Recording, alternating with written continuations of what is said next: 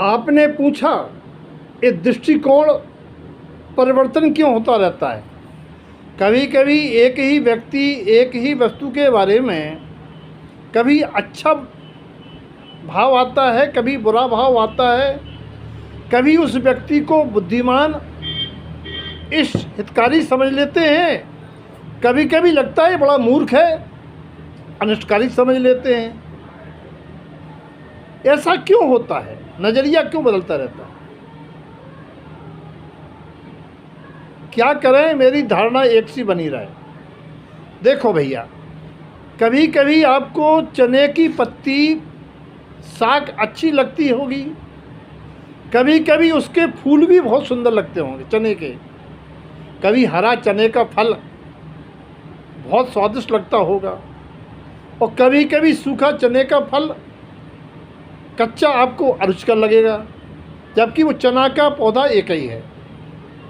ये अगर जीव पर्याय पर दृष्टि रखेगा तो ऐसा होना तय है, क्योंकि पर्याय एक समय की होती है जो बदलती रहती है।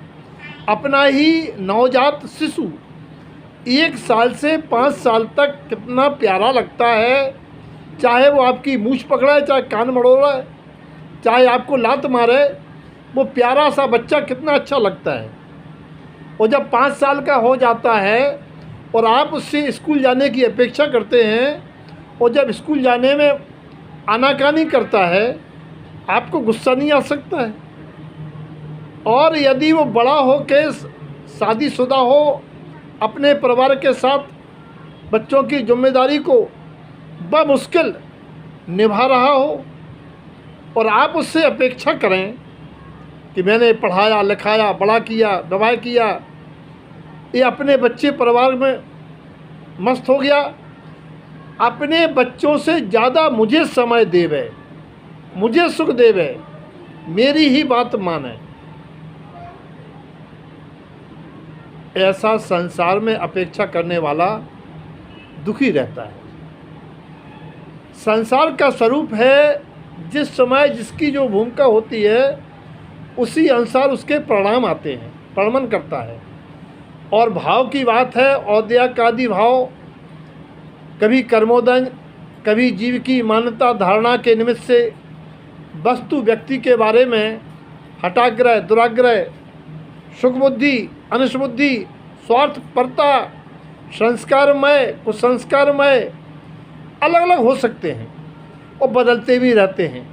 इसीलिए पर्याय और पर्यायी भावों पर दृष्टि न देते हुए यदि आप वस्तु स्वरूप, उसके स्वभाव, वस्तु व्यवस्था, कर्म सिद्धांत के नज़रिए से देखेंगे, या उसके स्थान पर अपने को रखकर देखेंगे, सकारात्मक सोच रखेंगे,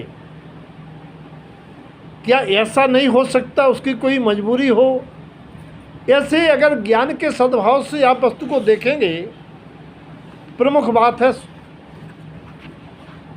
स्वभाव और उसका स्वतंत्र कालवर्ती परिणमन।